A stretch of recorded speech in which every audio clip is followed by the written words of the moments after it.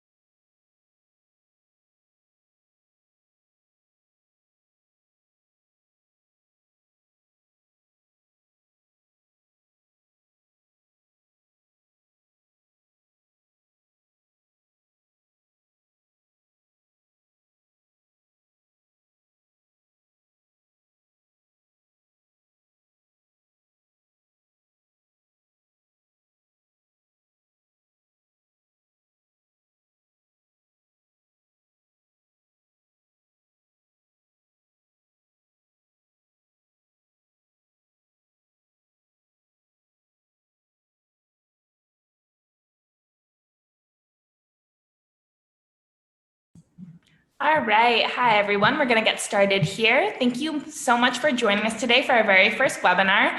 My name is Emma. I'm the Content Marketing Growth Manager here at Elevation. And my name is Kyle. I'm the Growth and Partnerships Manager here at Elevation as well. So we're really excited about this. Starting now, we're going to be hosting 1 webinar per month related to topics within nonprofit technology. I'm going to let Kyle here introduce our very first guest. Yes, so thank you for joining us for our inaugural webinar here. Today we have with us Ben Bisbee from Rhinocorn Consulting. Ben is a nationally recognized trainer, speaker, and consultant focused on nonprofit stakeholder engagement. A nonprofit professional with more than 20 years of experience, He's the founder and principal of Rhinocorn Consulting, a virtual-first consultancy focused on designing dynamic models of nonprofit major donors, corporate sponsorship, volunteer management, and board engagement strategy and design.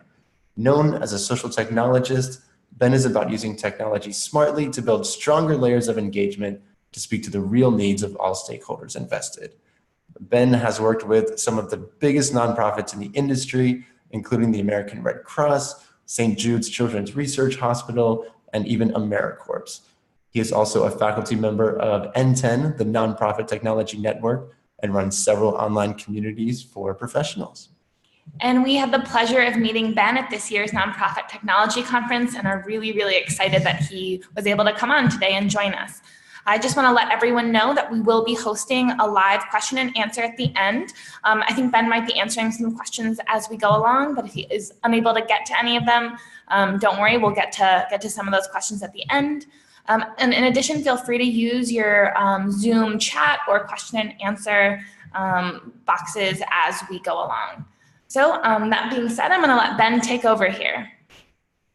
Fantastic. Thanks, guys. I'm excited to be here for the first inaugural event with Elevation Web. It's really, really cool. And I really I'm honored you guys trust me and are excited to allow me to kind of speak to your audience and educate them about a lot of the work that you all do, as well as a lot of the work that obviously they all do. So good morning and earliest good afternoon to those of you on the East Coast. I'm really pleased to be here today, hosted by Elevation Web, to talk about engagement as content as a form of engagement and how to make your website insanely relatable, right? And so there's going to be some really great stuff here in the next 45 minutes, and I hope you enjoy the ride. So let's talk a little bit about me. Beyond the wonderful things that Kyle said about me and Emma said about me, just a little more about me for the next 45 minutes to give you some sense. I like to tell people right off the bat, I am not a psychic. By that, I mean, I don't know maybe any or all of you. There's a few of you I probably do know today, but I don't know you in so much that I built this presentation and what we're going to talk about specifically for you. I built this obviously for a larger audience that can make benefit of various pieces, parts that may really speak to them, and there may be other parts that don't speak to you, and that's okay, right? But I want to make sure you know that I know that. So if there's parts throughout here where you're like, I don't know what this guy's talking about, it doesn't throw you when you know that I also know that you may not know what I'm talking about, or it just may not be applicable, or it just may not be something that really resonates with you, or, which would even be lovelier, it's something you're already doing. And so now you're just kind of having a reconfirmation of the great work that you're accomplishing. I have 22 years in the nonprofit industry. That is to say, I have a tremendous experience when it comes to a variety of multifaceted experiences and leadership. And I'm somebody who I can at least say at this point in my career, you're not going like, why is this guy talking to me? I at least have a couple of decades behind me now that I can speak wildly about a lot of different subjects and areas that maybe will make you feel a little more comfortable if you have no idea who I am. I'm a consultant, an author, and a speaker. So I do a lot of writing, a lot of speaking. I do a lot of consulting. I do a lot of design in the nonprofit sector, which is why I started my own company. And I love it. I have 7 cats and 1 husband. And I mentioned this because it's worth noting that I'm sort of a weirdo. I don't think the 1 husband thing makes me a weirdo, maybe in some sectors, and I don't really care about those sectors. But I would say the 7 cats thing maybe have you being like, who the heck is this guy? So you should know now that you're about to spend 40 minutes with a weirdo. I believe you are a unique flower. And by that, I mean, I know that every nonprofit really is inherently different from one another. I believe that they are finite organizations developed and run by finite people in a finite universe. And so again, to the not psychic piece, it's worth acknowledging that I know that your needs are very, very specific. So beyond all of this, you should feel comfortable reaching out to Elevation, reaching out to myself offline. I'm not going to pitch you for work. I'm not going to try to suck you into some sort of weird email list. But you should feel comfortable reaching out to me and anyone from the Elevation Web team otherwise when you have follow-up questions and thoughts beyond this presentation, because I know your needs are really unique. I am also painfully idealistic, and I'm super wordy.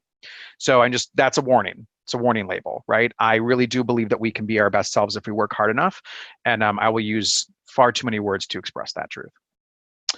I am going to help you change your nonprofit today. I might even change your life today. Yes, maybe not. Right? I don't know. I mean, I don't, like, again, I don't know you personally, so you may be like, what? But my goal here is to bring something to the table that actually has some nugget of change, that actually brings something that you didn't have before to the table, some an idea or a concept around the idea of today, in particular, around the idea of content as engagement when it comes to your website. That will make you sort of sit up a little bit differently and go, huh, I hadn't thought about that. Or, oh, that's a really unique perspective. Or, man, it would be really easy for us to just start doing that tomorrow, or for us to build the resources against that. Because my whole goal is to bring something to the table for each one of you that brings something stronger, something better, something faster, something more engaging to your websites.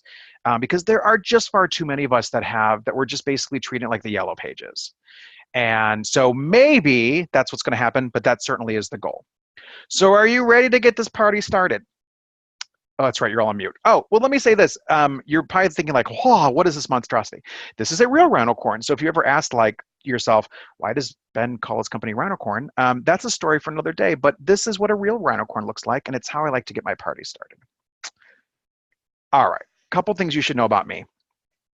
I think a lot about the engagement space. I do most of my work in the engagement space. I classically talk about engagement, both, as you'll learn, in a way by which we are intentionally creating relationships and how that intentionally and mutually gets accomplished. But I talk about the engagement spaces with the nonprofit sector as being the volunteer management, the donor relation, the corporate and partnership relationship, board members, membership, and the like, right? And so I look at a lot of the key areas of nonprofits as being really engagement driven. There is so much synergy and so much alike between volunteer managers and donor relationship fundraising specialists. It's hard to see that sometimes because I think those are two also parties that often don't always get along in the nonprofit sector, but we are so alike. We're all governed by what I call the 4 R's. And we all know the 3 R's, which is recruit, retain, recognize. But the fourth R that I like to kick in there is refine, that we often are not refining those original 3 R's. We're not kind of working through them.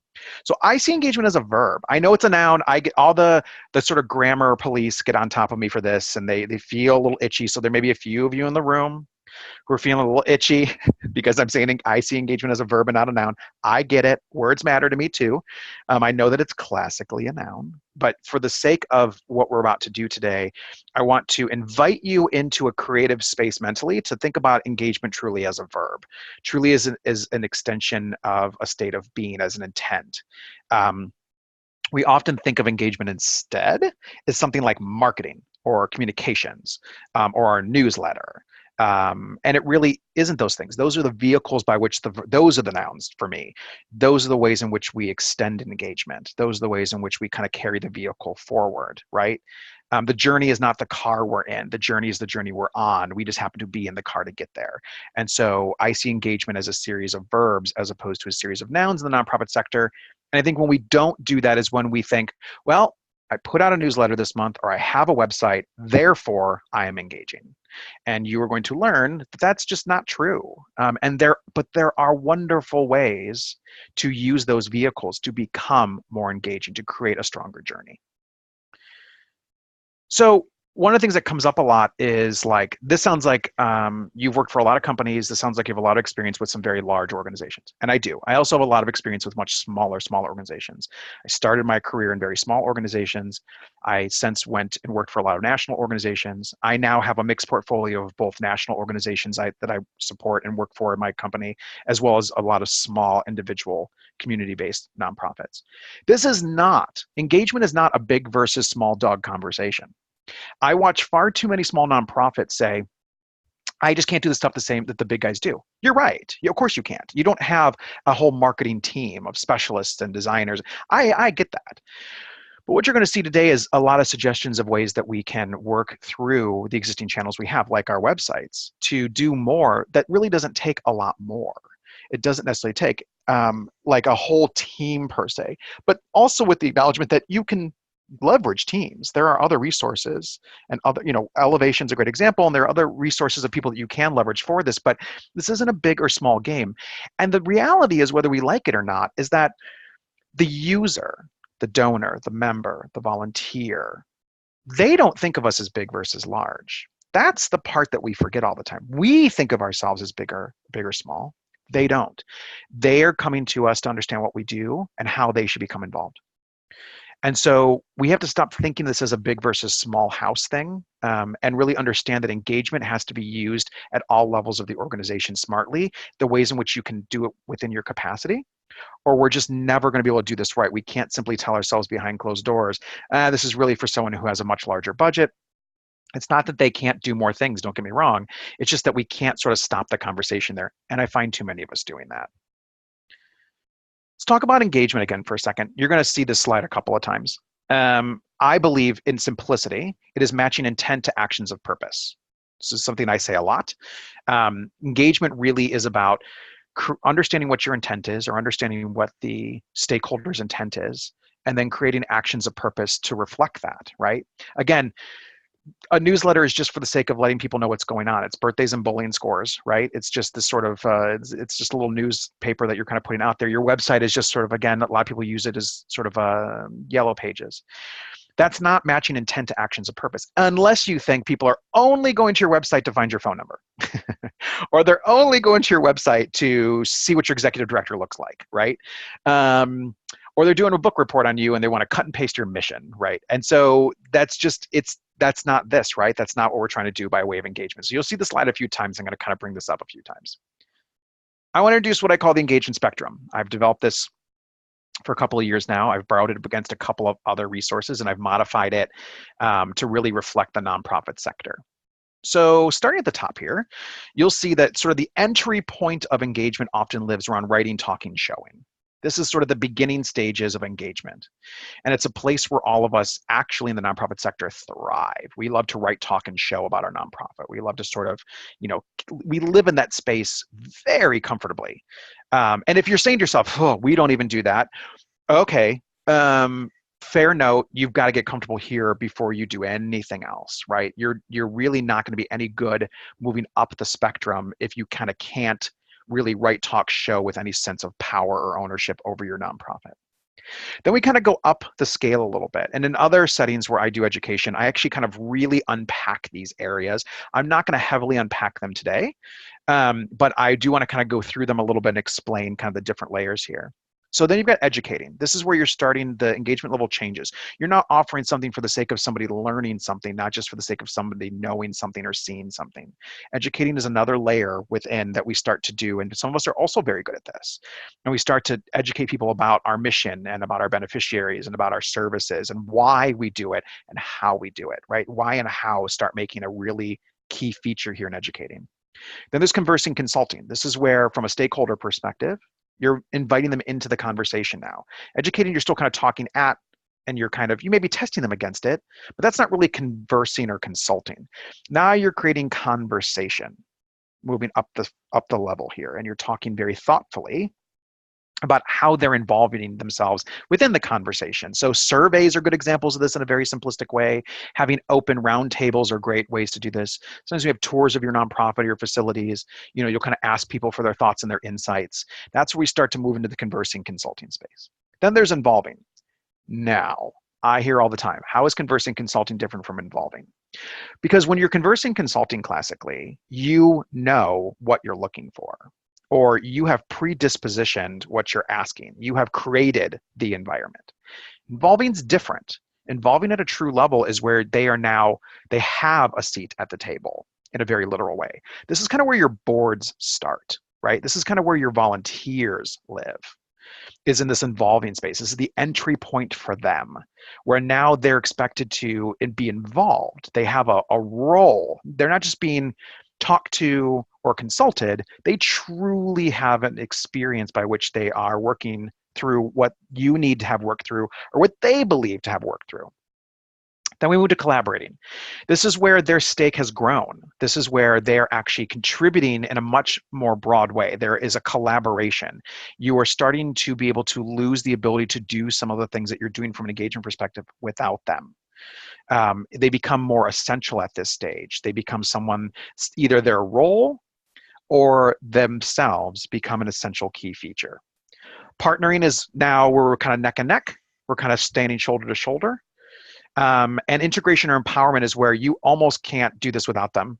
It's almost impossible and vice versa. They can't do what they're doing without you.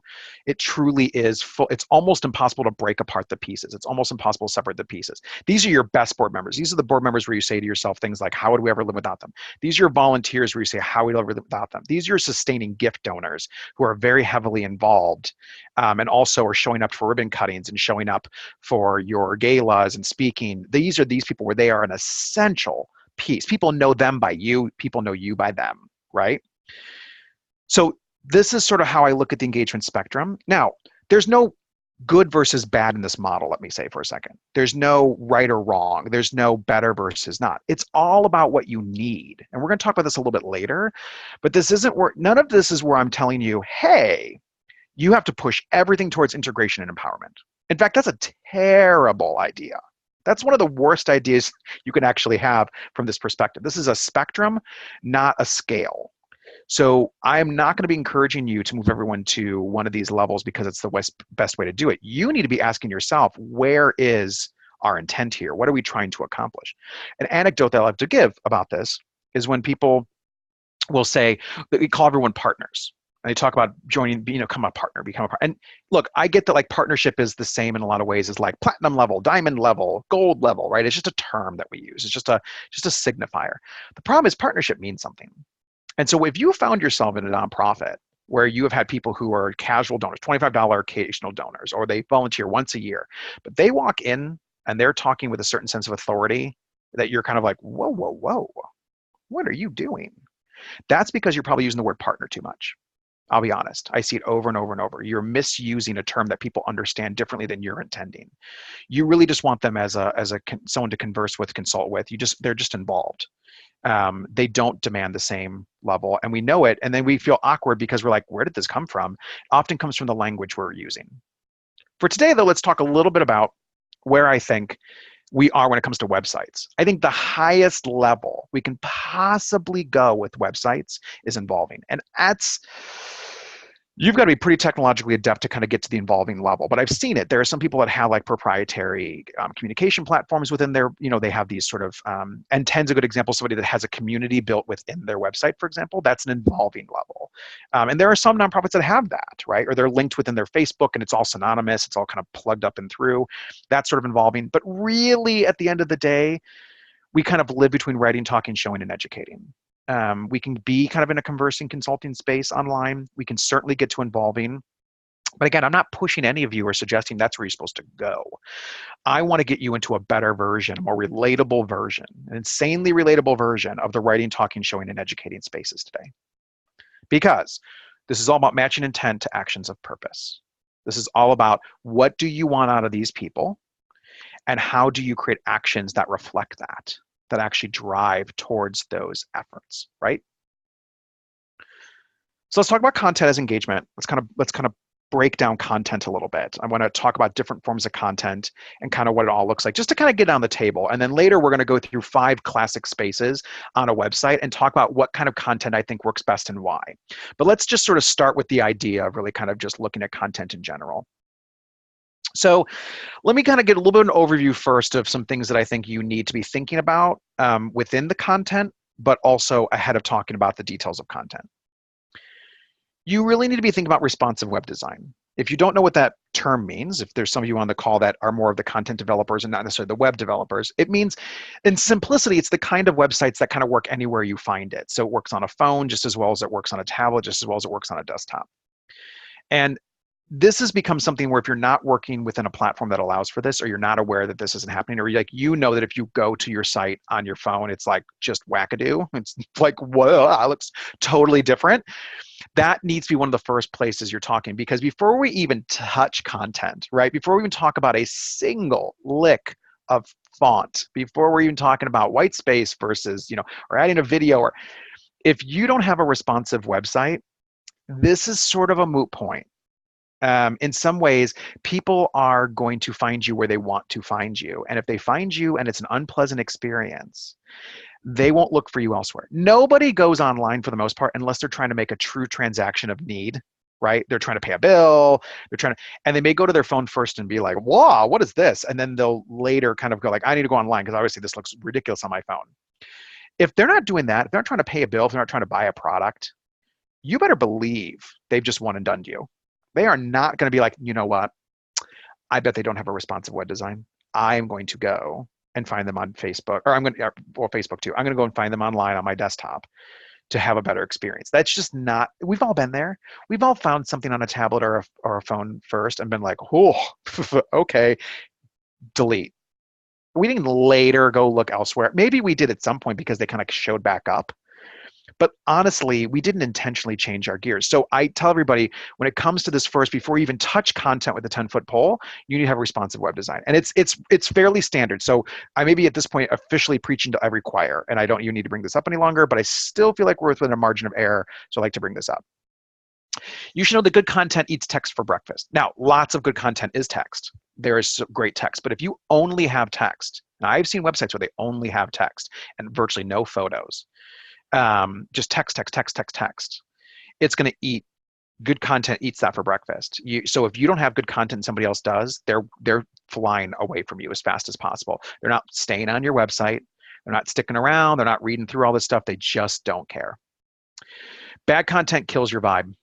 So if you don't have good content, if it's kind of crummy, if you have stretched photos, if you have blurry photos, if you're using lots of different fonts, if it's looked like it was built like the same guy that built Frankenstein built your website, it's killing the vibe. It's just, in a simple way, it's just kind of, it's pouring a little bit of, orange juice into your cornflakes. It's not working, and you need to really kind of think about that a little bit. Good content creates conversations and tells stories.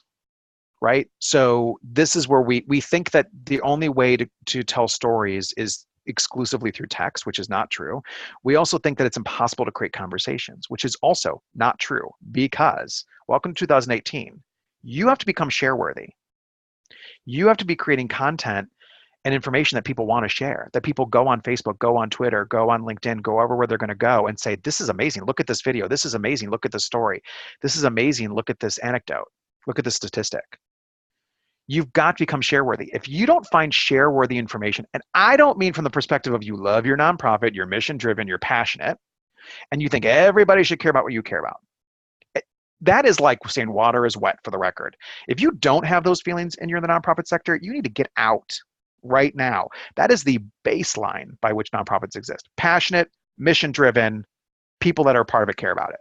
Check. It's everything else that matters, right? That has to be implicit. If it's not share-worthy, if it isn't something that you yourself even want to share, if you're nervous about sharing your own website and your own social media platforms because you know it doesn't look so good, you know there isn't much to share, that's a red flag. That's where you need to think very, very differently about content, and very, very differently about the ways in which you can start to share what you do in a very different way that becomes really relatable. So relatable, you want other people to have other people relate to it. Okay, let's talk about content. So in the print form, you've got articles, announcements, press releases, blog posts, case studies, ebooks, and reports. Now, some of you would be like, whoa, I don't have most of these. I kind of have just some text blocks. Maybe I have a blog. Does a paragraph count on the front page? Yes. By way of thinking about content as a scale, yes, it does. It totally counts. But ultimately, these are other forms of print that we sometimes don't think about as well as the ones that we are working in. The idea of having articles, the idea of other people kind of writing about you or things that you're writing about, right? Press releases and articles are sort of different. They don't always have to be necessarily like something that came into a newspaper or was online, for example. Announcements, things that you've announced, things that you've rolled out. I look sometimes at the idea of people's news feeds, and they'll have like a news feed section, and there's like nothing in there. Because they'll say, well, we haven't had anyone write a story on us. Well, don't you have any announcements? Don't you have new staff that have joined? Don't you have things that you've rolled out? Don't you have an event that you've done? Don't you have something that you're kind of doing? Are you doing any sort of social media campaign that matches like a week, like a holiday week, or like something around a specific holiday in particular? That's an announcement. That should also go into your news space. You can create your own news in that sense, right? The idea of creating announcements is basically internal news that other people should be reflecting. It doesn't have to be formally through some beacon journal or through some herald, right? And so blog posts are also great. Having people on your team, it doesn't always have to be your executives, people that are interested in writing about what you do. volunteers, stakeholders, donors even, having a space for stakeholders as well as staff members to write about the experience at your nonprofit is powerful. And so having a blog is something that can really help, because again, it's sort of a form of press, right? Because that's shareable. Somebody has a beneficiary writes a story about why they're so appreciative of the work that you do and it's really helped them, or a co-beneficiary, like somebody who's adopted a dog that you're caring for in your facility, for example, who writes about how it's so cool the work that you did that brought them to be able to adopt this animal. Those are really powerful things that people want to share. Those are things that really tug at heartstrings and really tell your story in a really unique way. So if you don't have a blog, for example, it's a really great thing to sort of consider. Case studies. Have you ever done a case study on something that you do? Have you used case studies that other people have produced that have a lot to do with your work? I also tell people, share other people's content if it applies to your work. Show that your work has ripple effects, or show that your mission is reflective of ripple effects. So maybe you're doing something around poverty, and maybe you're not a research house. That's not what your nonprofit does. You're just serving people who are impoverished.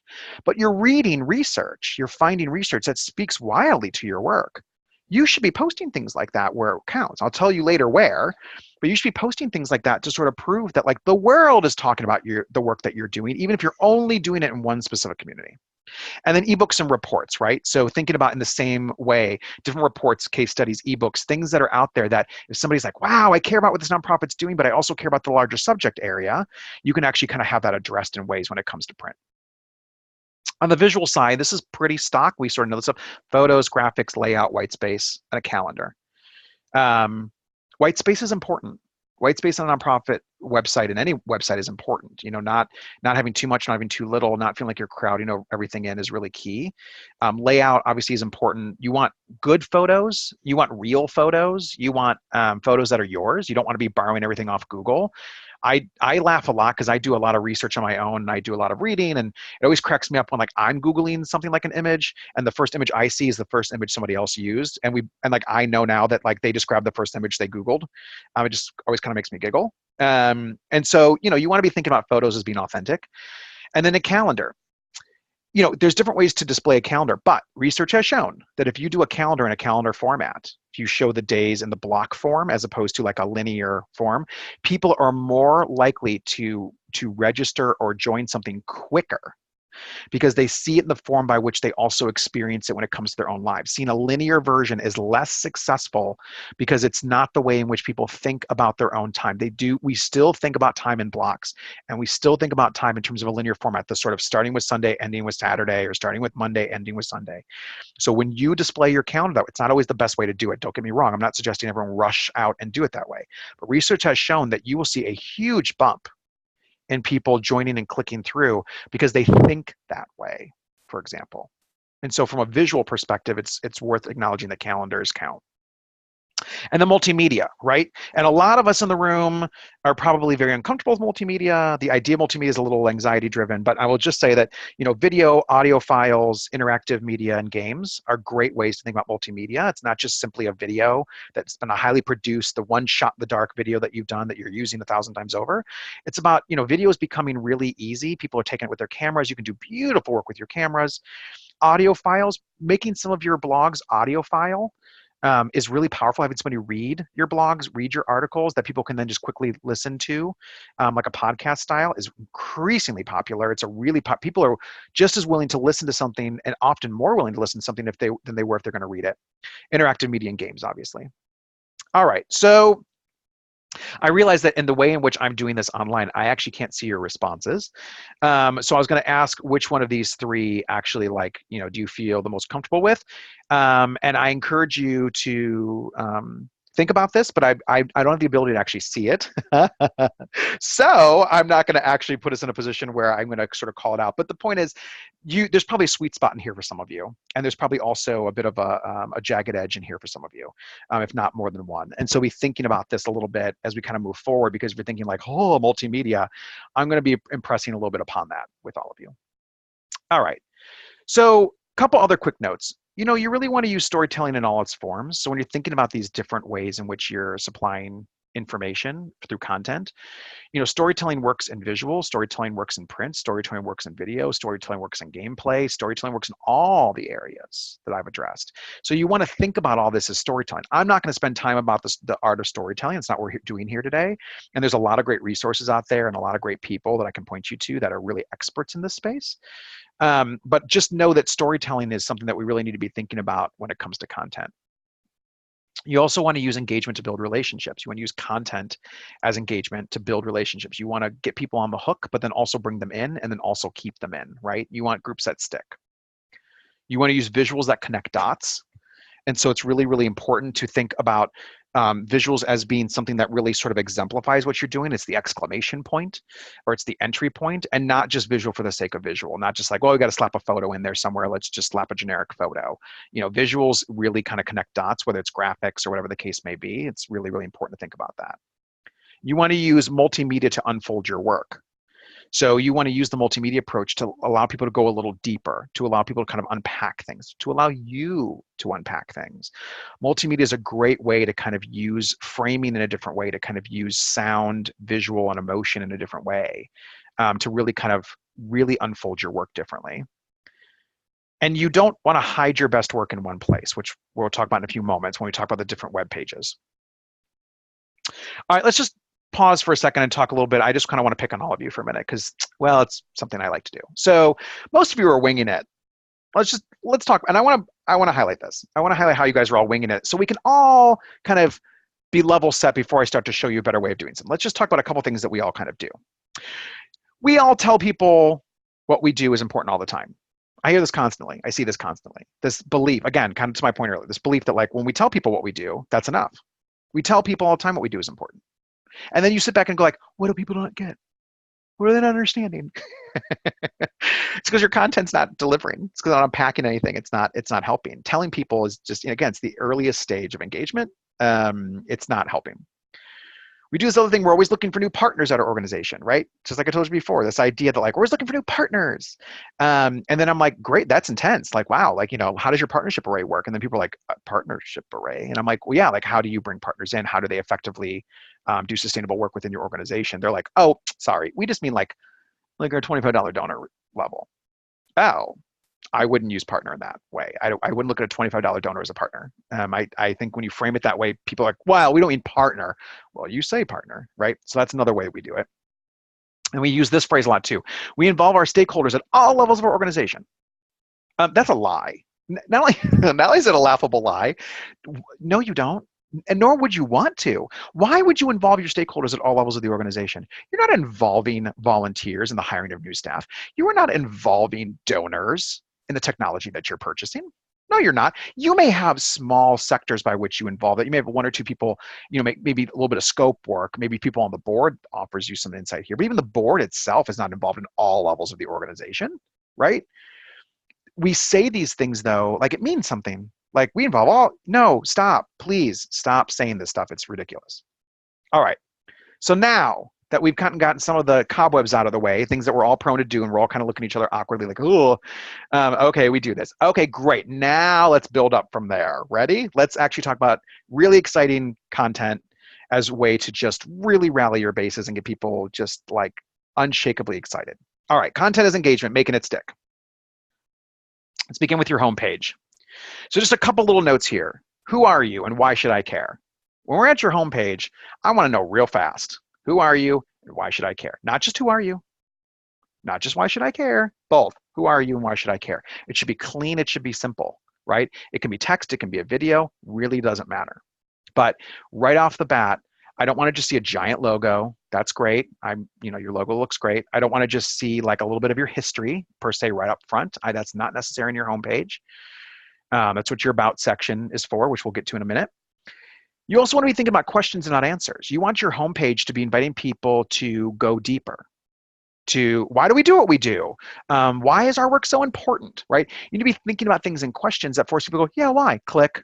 Not statements. It's the wrong place to make statements. It's the wrong place to make statements unless it's the kind of statement that's going to drive somebody further. Saying, we've served 100 people this week does not make me want to go further. I'm like, cool, high five.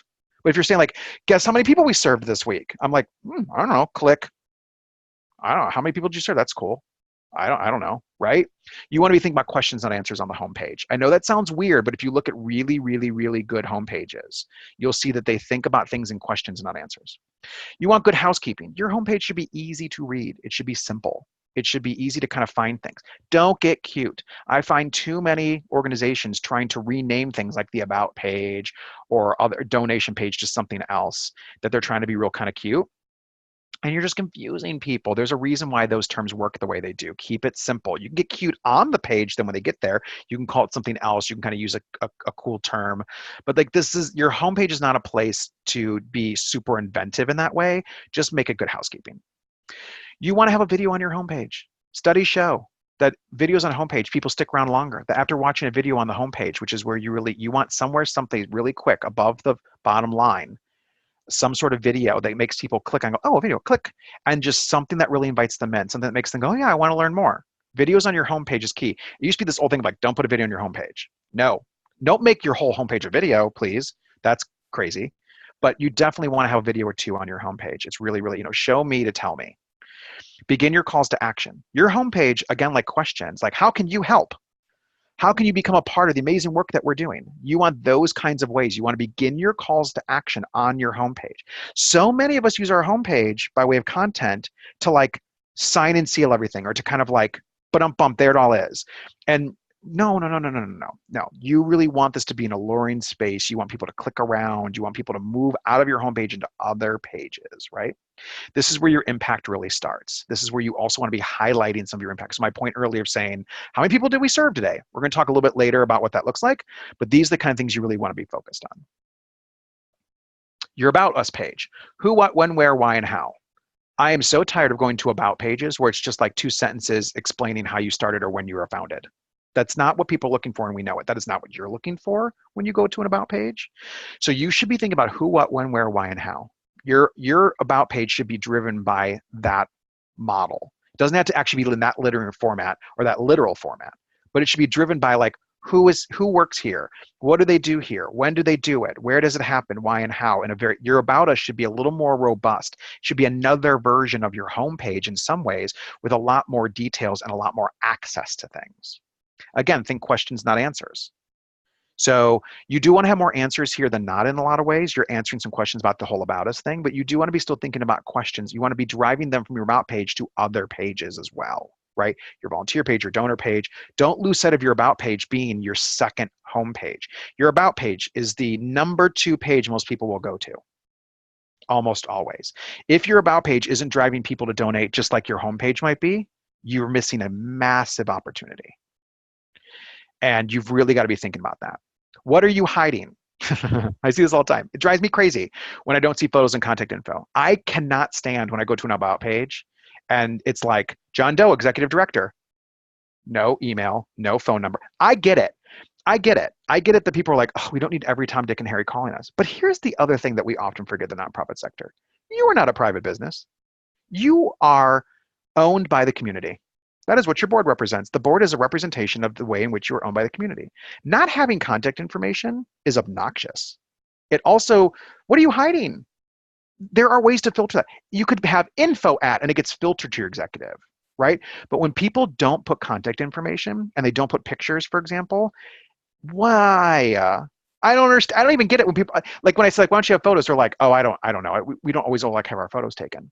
Okay, but when you see a landing page with staff with images of photos of staff, you love that better.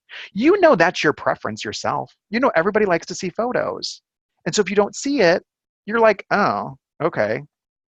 It's weird. Also, when you don't line out, people will do this other thing that I hate, where they'll, and yes, I use the word hate, where they'll just list like the 3 executives. Look, if you're a national nonprofit, that's fine. If you are a massive national nonprofit, cool. If you are a community-based nonprofit, how do I get a hold of your volunteer director? How do I get a hold of your development director? How do I get a hold of your media specialist? I want to know. We all want to know.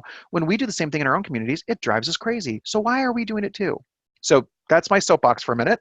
But please, what are you hiding? Remember photos and contact info about your About Us. More video. Yes. More video. This is, again, it's your second homepage. About Us is your second homepage. So don't lose sight of maybe another video, another reason of why people should care about you, another another way in which it gets translated. Talk about your beneficiaries here. If you're not already doing it, this is the place we need to really officially start to talk about your beneficiaries. Should be, again, your homepage should also be talking about your beneficiaries.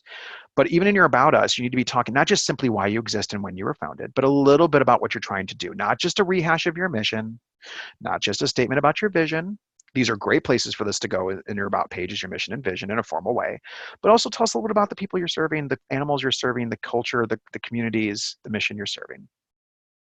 Because I always joke that it's a swipe left or swipe right thing, meaning people are either like swiping left or right on you, just like, for those of you that aren't familiar in the dating world on social media, when things like Tinder and so forth, you swipe left or you swipe right. At this point, if they're at your About page, they can't figure you out.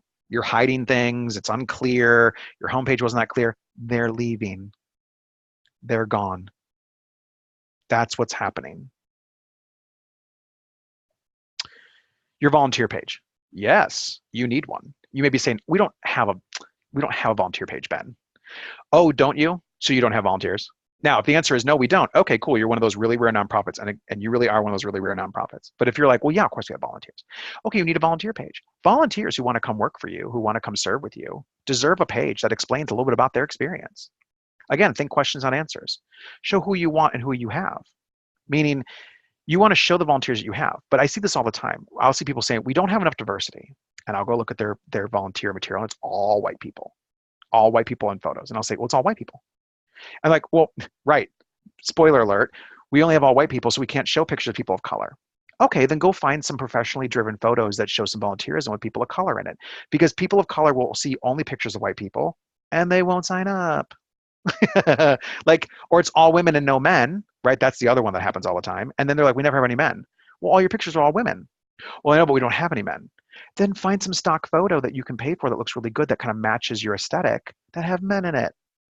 Or highlight that you need men. Highlight, we're looking for more men, right? Otherwise, like, what are you doing? You're just, it's not working for you. So you want to show who you want and who you have, but you need a landing page for your volunteers. This is a huge space in terms of content. You want people, we often feel like we don't have the right kind of volunteers, or we need more volunteers. And if you don't have a volunteer page, that's why. And it shouldn't just be an online application, which I see happen a lot, or it shouldn't just be an email address that says, contact us. That's too much work. It should be, contact us and tell us X, Y, or Z, or predisposition a template for somebody to use for more information. Or again, put in something like an online form, make it a little simpler. Don't put the entire application on necessarily, although you can, but don't let it just be those things. Again, video stories and photos, video stories and photos, video stories and photos. You want volunteers to connect with you at this point. You want them, because maybe they've just skipped straight from home to here. Video stories and photos from your volunteers. Invite your volunteers to speak on these issues. Calls to action, overviews, and expectations. And then your impact continues here. What is the part that your volunteers are playing? What are the calls to action? What are the overviews and expectations? The donation page. Make the ask, keep it simple. Do you know how many donation pages I go to and it's just a form to donate? No. No, nobody says donate here, and then the minute somebody shows up, they're like, pull out your checkbook, please. Right? That's not how it works. It's a relationship that needs to be built. So you want to make the ask, and you want to keep it simple, but you want to use things like images. They matter very deeply. You want to create options. And by that, I don't just mean in terms of ways they can donate, like PayPal versus check versus credit card, but also different things they can potentially donate toward. Right? Or different types of donations. So ranges work really well here. Don't just ask for a flat fee, or don't just ask for an empty fee, like AKA like fill in what you want. Have those options, but say like 20, 30, 50, 40, and then show what 20, 40, 50, 100 does for your organization. Again, make the payment human and flexible. Showcase donation to impact clearly. So again, talking a little bit about like dollar handles here on your donation page. Explaining a little bit of kind of what a donation of $10 versus a donation of 120, which would be $10 a month, can do, and the power behind that. And your thank you starts here. The other thing that drives me crazy is you should actually start your donation page by saying thank you for clicking to this page. I'm not kidding. You should start your donation page. The very first words on your donation page should be thank you. Thank you for even coming and even considering, even looking to see what we may be needing from you, even looking to see if you might be interested in taking this a step further. You should be starting with thank you. And then when you do the donation online, there should be a thank you page. I find too many forms I fill out, and then it just dumps me to the home page, or it dumps me to a like completion page, and there's no thank you. Your thank yous really start here. On the impact page, an impact page, yes, you need one. Do you not have an impact page? You need one.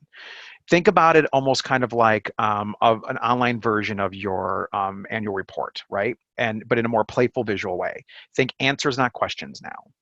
Because all those questions you were asking before can be driven here. All those questions on impact that you were asking before, how many people do we serve this week and the like, all can be driven to this page. This is where you're taking them to. Videos, stories, downloadables, and photos. Let them see the array. Let them see all the wonderful work that you're doing. We're doing amazing work, everybody, every single day, and we're not highlighting it. And you need an impact page. It's really important. Everybody wants to be an astronaut. How are you getting to space? This is the phrase I use all the time when I'm talking about impact. So like everybody wants to be an astronaut. Everybody's got a nonprofit. Everybody's got a mission. Everybody's got a vision. Everybody's got a thing they're trying to accomplish. How are you getting into space? I don't care that you want to be an astronaut. Everybody wants to be an astronaut. It's a sexy profession, right? If I don't know how you're getting into space, it's just a pipe dream. And if you're the kind of nonprofit that's quote unquote doing amazing work and people are supposed to be paying attention to, and you're not talking about your outcomes and impacts, and you're not devoting space to that on your website by way of engagement, by way of content, nobody cares how you're getting to space. Doesn't matter. Really, really doesn't. Right? It's another way to keep creating feedback loops between this page and your donor page, or this page and your volunteer page. Want to learn more about why you should donate? Go to our impact page. Want to learn more about why you should volunteer? Go to our impact page. Excited now about the work that we can be doing together? Donate with us. Excited about the work we can be doing together here on the impact page? Volunteer with us. See what I'm getting at? It's a really fun concentric loop that you can create that doesn't exist otherwise. That is not being created between your home page or your about page in the ways in which you think they are, that an impact page can create. And then you want to showcase the past, the present, and the future. This is a page that needs to be organic in nature. I mean, you need to be updating it almost weekly if you can. You need to be kind of looking at different ways, at least monthly, that you're kind of doing some great work here, that you can kind of update things as it makes sense to. And things like sharing videos, obviously, and stories and so forth. Okay, a couple more quick things, and then we'll get to questions because we're almost at that point. So again, responsive web design, good content, bad content kills your vibe, create conversations, tell stories, become share worthy. I just want to come back here for just a second, right? Because this kind of goes back to everything we just talked about. When people get to you, they want to be able to get to whoever they're getting to you. You want your good content to mean something. It has to kind of go somewhere. You want it to be good, right? Not just a bunch of text everywhere. Your bad content really kills your vibe. If you're going to a donation page and it's just the donation form, you are killing the vibe. If you're going to a volunteer page and it's just your application, or you don't even have a volunteer page, you are killing the vibe. If you don't have an impact page, but you're talking about all this cool stuff you're doing, but it's really, really sort of like to the left, to the right, you've got a couple of videos and it's all great, but I don't really sort of see the bigger picture. I don't really sort of see how you're getting into space. I just sort of clearly get you're an astronaut. You're killing the vibe. You want to create conversations and tell stories. You want this stuff to be share worthy. Everything I've gone through over the last 5 minutes alone is really stuff that could be very, very sexy and share worthy. The kind of stuff that you yourself, if you fell upon, would be like, ooh, this is cool. Hey, take a look at this. Hey, take a look at that. Hey, take a look at this, right? And so you want to be thinking about that. Again, you want to match intent to actions of purpose. Your content needs to have actions of purpose. They need to be going somewhere. These videos, these stories, these blog posts, these articles, they need to have a purpose because you want to grow your engagement. You want to move from writing, talking, showing to educating. You want to move to conversing, consulting. It doesn't have to be with you all the time. Conversing, consulting can also be about you. In a new world of social media, people hyperlinking you and talking about you and creating third-party fundraisers for you and sharing your content is conversing, consulting. It just may not be directly with you. But that is a level of engagement that you want. You want people to be ambassadors for you. You want them to be excited about you and want to share your information, and then they become involved, right? That's your volunteer page. That's your donation page. They become slightly involved here on some level. This is the thing that you're really kind of going for. So engage smarter, not harder. Okay, maybe a little smarter, but the smart kind of hard.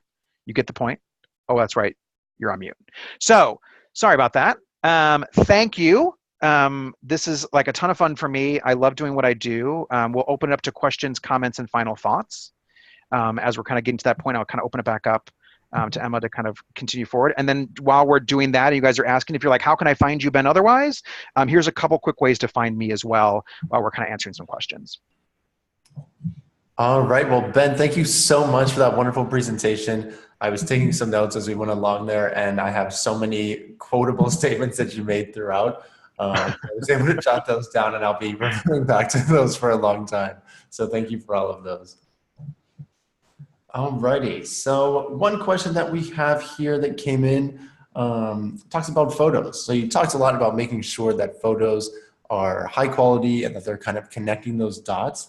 And the question that came in is, what if we don't have a pool of high quality photos? What can we do otherwise? Get some. Look, it's that simple. I mean, here's the thing. I think we ask questions and we know the answers and we just need to be reminded. So I think that's a really fair question. But I think that the answer is there's a lot of different ways to do this in ways that don't always make it your job. So if you have staff, if you have volunteers, if you have individuals that have camera phones, encourage people, send out things saying, this month, we're going to encourage people to take action and static shots of great work that we're doing here. And we're going to do like a fun, contest. And the top winners get a $5 gift card to Starbucks or whatever, or coffee with the executive director. Make it fun, right? Like make it engaging. Again, engagement breeds engagement. So I always like to offer suggestions in engaging ways and ways that kind of matter more. You can have somebody just come and take photos. You can hire somebody to come and take 1,000 photos. You can just have staff be tasked to take photos. Make it something more than that, but start to create pools. And you're going to get a lot of crappy ones, but you're also going to get a lot of photos. So you can also ask a volunteer or two or a staff member to sort the good from the bad, and to put them on like a share site. And then you can kind of go in and now you've got this great repertoire. And in 1 month's time, and you can say every month we encourage people to send us photos, and every month we offer coffee with the executive director. We offer a $5 gift card for Starbucks for the top photo, but you're pushing people to constantly send photos in. And that's how you build that up without having to pay for it or to have a staff member who is solely responsible. Absolutely, absolutely. Those are fantastic tips. Thank you. So we have another question that came in here from Trisha. And Trisha has asked, what is the best statistic to kind of persuade that a change might be needed at an organization? Maybe looking back at that impact section, what kind of statistics typically work best there? So let me answer this in two ways, because I know Trisha a little bit, so she may be asking one of two questions. So if the question is, what are statistics I can use to influence stakeholders at my nonprofit to make some of these changes that I'm suggesting, I can send people, if they want to reach out to me, to a couple of places that talk a lot about highly engaging statistics related to website and nonprofit engagement. There's a lot of different, I don't share a lot of numbers in my work because I think people like it, but I just think it takes up time. But I do have places I can send people if they're looking for stats to influence their stakeholders around changing websites. To the other way, when it comes to the impact page, for example, look at ways that you want to show the kind of work that you're doing, and look at the ways in which you are often sharing this in your annual reports, or you're sharing this with your board, for example. So if you're sharing certain statistics, certain numbers with your board, those are just as worthy to be sharing with the broader audience, and make them more thoughtful and bouncy, make them brighter and so forth. But you don't have to be showing the entire annual report, although it's great to put that online too. You don't have to be doing an entire overview. You just want some sort of jazzy things, right? You just want a couple of really great statistics, really great numbers to kind of show, like, since 2017, we have served over 5,000 meals, right? That's powerful. That's a simple thing. And that's the kind of thing that people are like, that's cool. But we always need more volunteers to help. That's the kind of stuff that you really want to be showcasing. People want to see impact numbers that make sense, right? Contextually. And if you can contextualize them, that's great.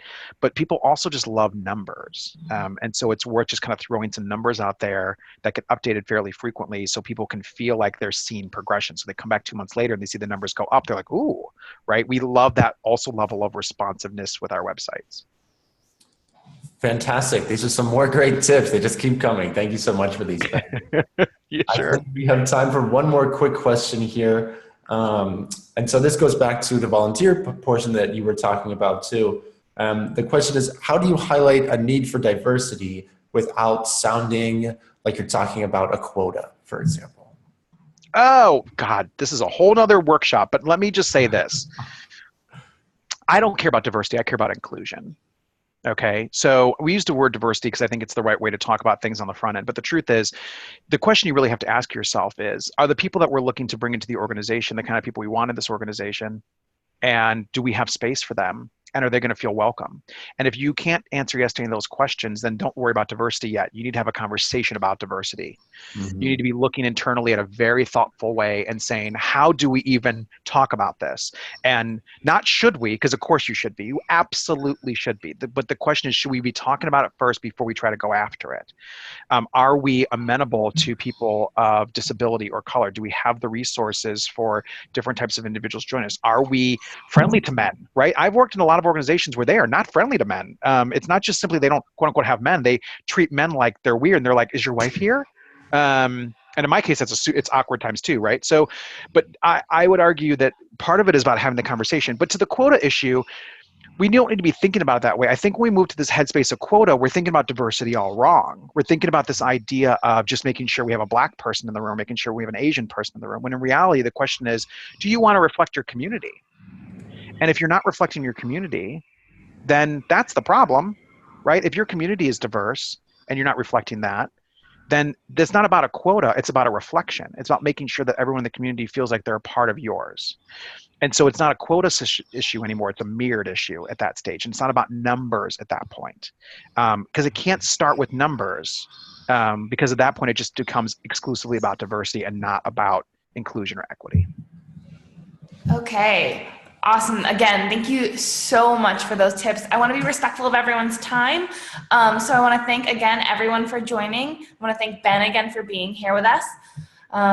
Like I said, this is going to be a monthly occurrence. Stay tuned and check your emails because we'll be sending out soon about our July webinar, what it'll be about and who we will be hosting. So thank you everyone for joining. I hope that this was helpful for everyone. Absolutely. Thank you everyone for being with us today. And thank you, Ben, for all this insightful information. We really appreciate it. No problem. Thanks, folks. I appreciate it. All right. And just so everyone knows, there will be a recording available. So check your emails for that as well. Hope everyone has a lovely rest of your day.